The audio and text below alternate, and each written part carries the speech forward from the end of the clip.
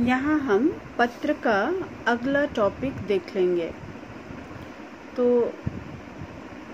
यहाँ देख रहे हैं हम, टॉपिक है दूरदर्शन पर विभिन्न चैनलों द्वारा गलत हिंदी के प्रयोग से होने वाली हानियों को स्पष्ट करते हुए भारत सरकार के सूचना एवं प्रसारण मंत्री से इस पर रोक लगाने का अनुरोध करते हुए पत्र लिखें।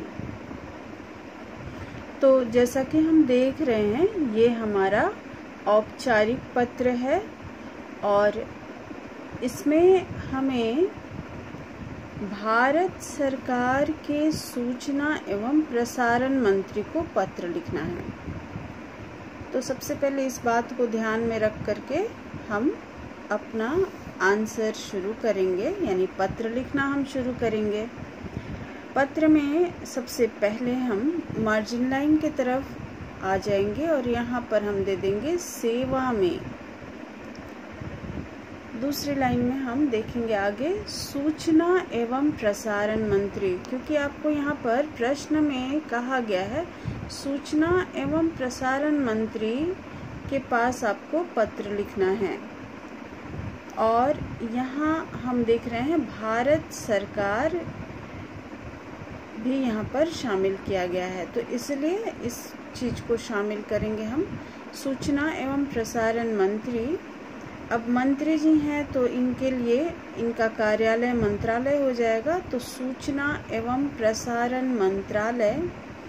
और भारत सरकार यहाँ पर कहा गया है, तो इसलिए भारत सरकार हम लिखेंगे। फिर नई दिल्ली, और तब हम एक लाइन छोड़ करके फिर हम अपने विषय पर आ जाएंगे, ताकि ये बिल्कुल साफ तरीके से आपको स्पष्ट रूप से दिखाई दे। तो विषय है हमारा दूरदर्शन पर विभिन्न चैनलों द्वारा गलत हिंदी के प्रयोग के संबंध में है। अब हम मैटर पे आएंगे। महोदय ऑब्लिक दे करके महोदया, यहाँ पे शुरू करेंगे हम लोग। मैं अपना नाम यहाँ लिखना है, तो मैंने एक नाम दे दिया है सीमा। शहर लिखेंगे जिस शहर में आप रहते हैं, पटना। और फिर राज्य बिहार, यानी इस तरह से अपना परिचय सबसे पहले आप दीजिएगा, क्योंकि ये आप सरकार को यानी मंत्री जी को अपनी शिकायत का पत्र लिख रही हैं, तो सबसे पहले आप अपरिचित हैं उनके लिए, तो इसलिए यहाँ पर सबसे पहले अपना परिचय आपको देना होगा। तो मैं सीमा पटना बिहार की निवासी हूँ तथा आपका ध्यान आजकल दूरदर्शन पर दिखाए जाने वाले विभिन्न चैनलों के कार्यक्रम की ओर दिलाना चाहती हूँ, जिसमें कई बार कार्यक्रम के विभिन्न पात्रों द्वारा एवं समाचार प्रवक्ताओं द्वारा कार्यक्रम के दौरान गलत हिंदी का उच्चारण किया जाता है। यहाँ तक कि पर्दे पर समाचारों के लिखित स्वरूप की वर्तनियाँ भी, वर्तनी का मतलब स्पेलिंग हो जाता है, तो यहाँ पर आप वर्तनियाँ लिखेंगे। वर्तनियाँ भी कई बार गलत दिखाई जाती है। इसका व्यापक दुष्प्रभाव हमारी नई पीढ़ी को झेलनी पड़ रही है।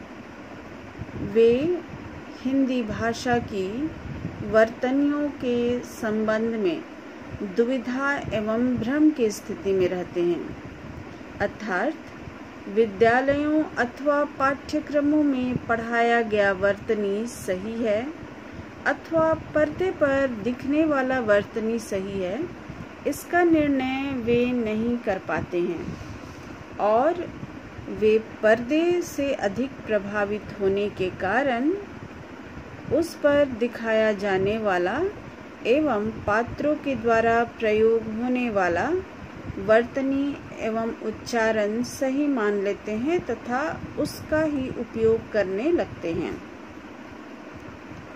जैसा कि हम सभी जानते हैं कि दूरदर्शन आज हमारे जीवन का अभिन्न अंग बन चुका है